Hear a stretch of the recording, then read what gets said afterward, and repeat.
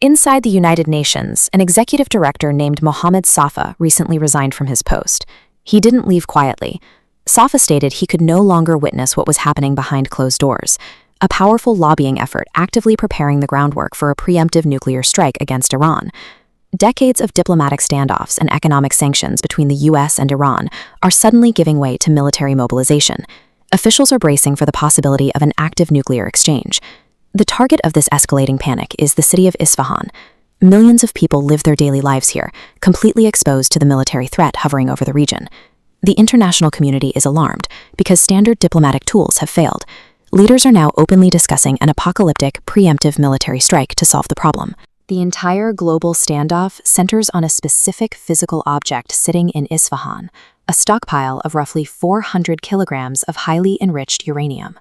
400 kilograms is roughly the weight of a grand piano, but if that small amount of material is converted into a functioning nuclear warhead, it holds enough destructive energy to level a city of 1 million people.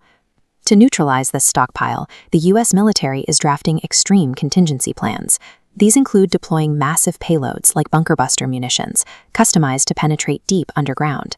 Political figures like Donald Trump have floated an even riskier alternative, deploying up to 10,000 ground troops into Iranian territory to physically breach the facility and extract the uranium from the rubble.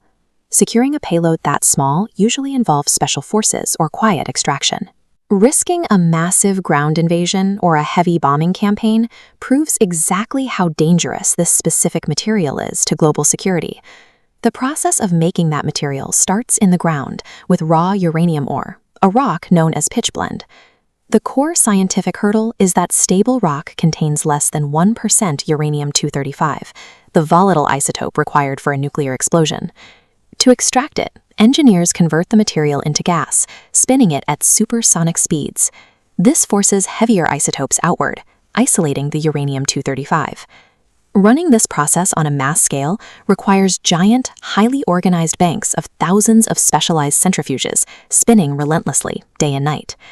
The real threat lies in the industrial infrastructure.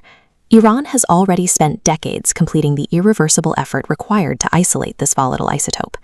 Uranium enriched between 3 and 5% fuels civilian power, 20% fuels medical research. Iran's stockpile sits at 60%, a level with no justifiable civilian application. Jumping from 60 to the 90% weapons-grade threshold is dangerously short, requiring vastly less time.